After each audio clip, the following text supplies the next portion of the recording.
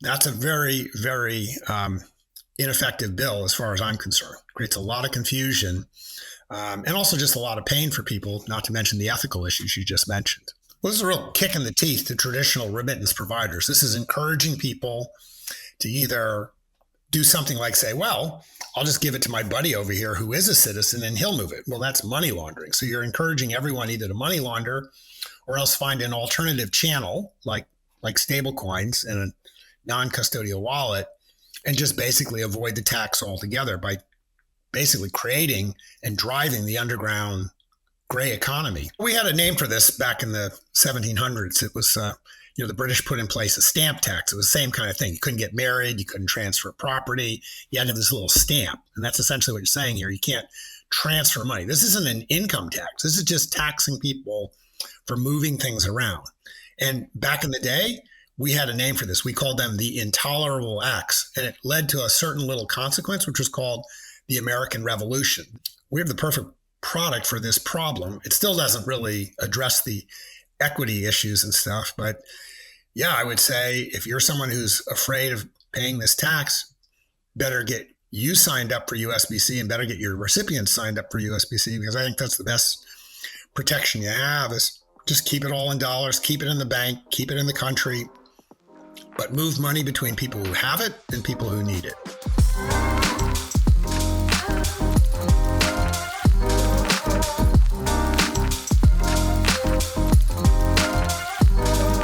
So the big talking point at the moment is Trump's new tax cut bill. It's recently passed the House. Obviously, the bar is a bit higher for the Senate. There's a lot of conversations going around on it, but I know you, Greg, have contention with a specific section. What's going on page 327?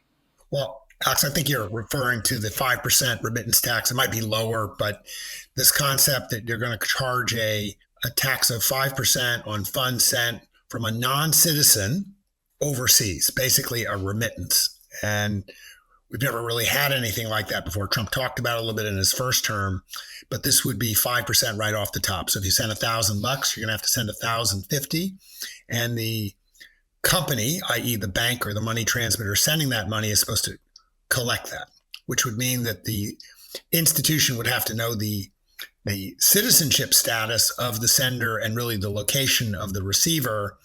Huge level of complexity added to the payments system, not to mention the equity issues as to whether you really can just charge a differential tax based on people's immigration status in the United States.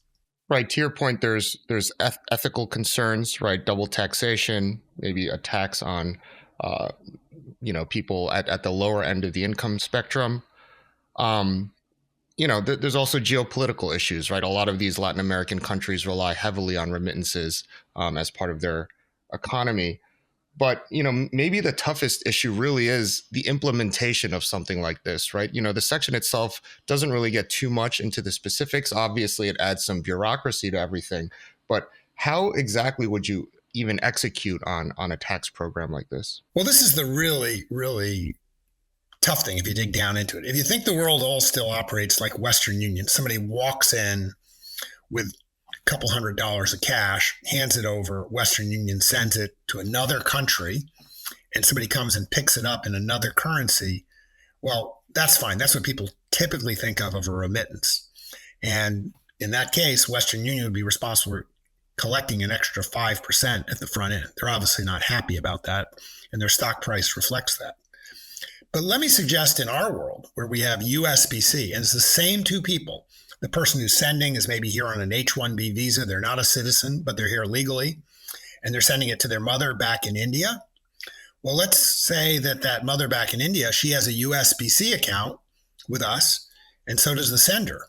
So in that case, that same transaction, that same $1,000 being sent, well, first, we only send it in dollars, so it never left dollars. Number two, because we're here in the U.S. and both account holders hold their money in the U.S., that money never left the United States. And number three, not only did it not leave the United States, it stayed at our bank.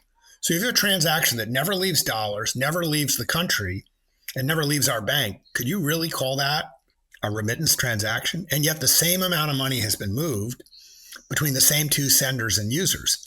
So that's going to create a huge double standard out there, because I don't think when we're doing that we're doing a remittance transaction.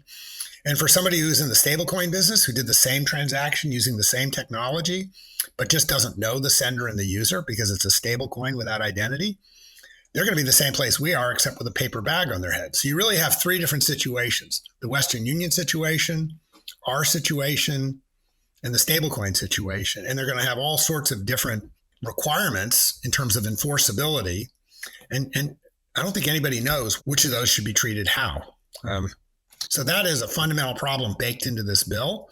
It's a problem for Western Union, it's a problem for us, and it's a problem for stablecoin issuers. And that's a very, very ineffective bill as far as I'm concerned. It creates a lot of confusion and also just a lot of pain for people, not to mention the ethical issues you just mentioned. Part of it is the fact that stablecoins do exist, right? And 5% is a pretty high tax in the context of zero tax or zero fees on these digital payments based on blockchain technology. Part of it feels like almost like a punishment for compliant institutions, right? And if water is going to flow downhill, how do you see this potentially impacting the existing market and its impact on stable coins? Well, this is a real kick in the teeth to traditional remittance providers. This is encouraging people to either do something like say, well, I'll just give it to my buddy over here who is a citizen and he'll move it. Well, that's money laundering. So you're encouraging everyone either to money launder or else find an alternative channel like stable coins and a non-custodial wallet and just basically avoid the tax altogether by basically creating and driving the underground gray economy. And so I doubt this bill is actually going to generate much revenue. All it's going to do is drive an existing activity underground with all the consumer protection and compliance issues you can imagine. But, for some accountant point and head person can say, well, if volumes stay the same and we collect all this money, we can give this great big tax benefit to rich people paid for by working immigrant and non-citizens. And so that just helps with the optics if that's what you want to do. But, there's this huge collateral damage to the U.S. payment system and to the U.S. dollar. But that's the kind of politics that being played with in D.C. today. I think to your point, it makes for a great headline for Trump, but the reality is that, you're creating a huge incentive now to build out that last mile infrastructure for digital assets, for stable coins, because, if you can avoid 5%, if you can avoid compliant friction, why not use something easily accessible? Well, we had a name for this back in the 1700s. It was, the British put in place a stamp tax. It was the same kind of thing. You couldn't get married. You couldn't transfer property. You had to have this little stamp. And that's essentially what you're saying here. You can't transfer money. This isn't an income tax. This is just taxing people for moving things around. And back in the day, we had a name for this. We called them the intolerable acts. And it led to a certain little consequence, which was called the American Revolution. This was what America revolted over. They said taxation without representation is tyranny, and they left the British Commonwealth because of that. And so these are the kind of things that are essentially a sort of a tyrannical, discriminatory practice, but here now in the 21st century. I'm sad to see that our country has gotten to this level. Ironically for us, once again, it's kind of an opportunity because of the example I gave and the way our flow of funds works, we look like the most compliant form of a way to actually avoid paying the tax legally. Now, I could be wrong in my analysis, but I'm pretty sure nobody can call something that remains a dollar, stays in the country, and never leaves the bank a remittance. And, in that example I gave, when the mother who receives this goes on and pays someone else who maybe is an American citizen, that transaction never even got converted into a rupee, never got spent. I mean, it's quite possible that never, again, has anything to do with India other than the person that received it happens to live in India. And so this kind of complexity entered into the payment system, I personally think it's a terrible idea. I mean, it's the closest thing this looks like is banana republics that try to have currency controls. It now means the U.S. is backdoor introducing currency controls, not only is that complicated, but they're trying to do it on a, are you a citizen, are you not a citizen basis, which just adds even more complexity to the payments system. A certain little consequence. And by the sounds of it, it doesn't seem like this would impact your plans for a tokenized bank deposit product.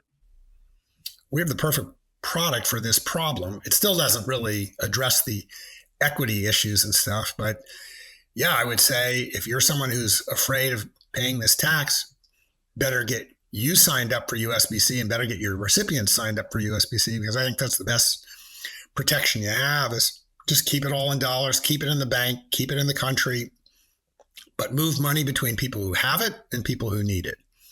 After all, what is a remittance? Do you have any final thoughts, Greg? What is a remittance? Time and time again, we keep having these things turn into linguistics tests. The flow of funds is simple, but it gets lumped under some linguistic definition. I think our next podcast is going to deal with another linguistic issue. What's a formal banking relationship versus an informal relationship? And, I wish we would go back to the world of payments where it was just keep it simple and stupid, right? That was one of the main advantages of the US dollar. And I hate to see us like going down the path of Argentina, but when we have fork in the road of late, we keep choosing the wrong fork. Hopefully this is reversible. We'll hope so. We'll see you soon.